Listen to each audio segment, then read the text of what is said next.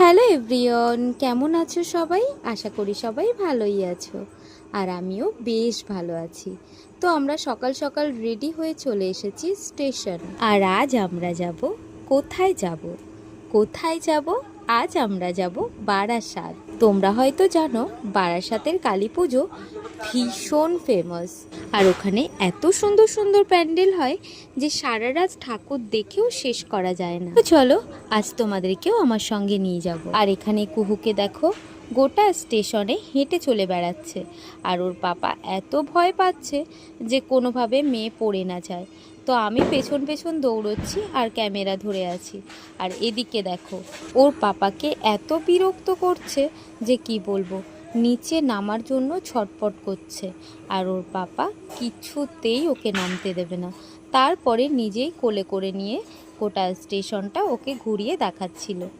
তারপরে আমরা চেপে বসেছি ট্রেনে।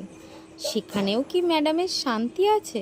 আমাদের দুজনকে প্রায় উদ্ব্যস্ত করে মারছে, আর ও আমাদেরকে এত বিরক্ত করছিল, না থাকছে ওর পাপার কোলে, না থাকছে আমার কোলে, আর যাকে পারছে তার চুল ধরে টানছে, তার জামা ধরে টানছে, আর শেষমেশ না পেরে ওর পাপা ওকে ঘাড়ে তুলেই বসেছিল। আর সেখানে বসেও কি ওর শান্তি আছে?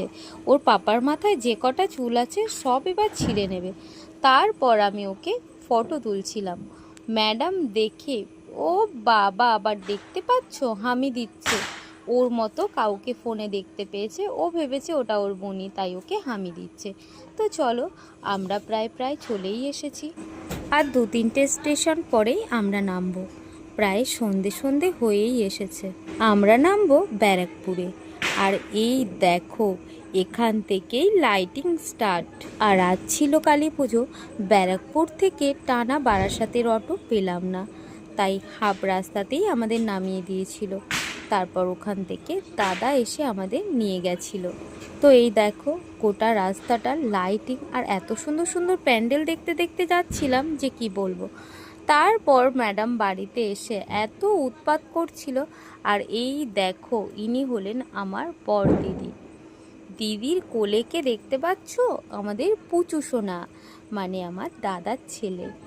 দেখো কত কিউট, তাই না? আর এসে আমি আগে ওকে এত চটকাই মটকাই করেছি যে ও ঘুমিয়েই পড়ল। আর এদিকে দেখো ইনি হলেন আমার মিষ্টি বৌদি। তো চলো সবাই ভালো থেকো, সুস্থ থেকো, আর পুজোটা ভালোভাবে কাটিও। এখনকার মতো টাটা।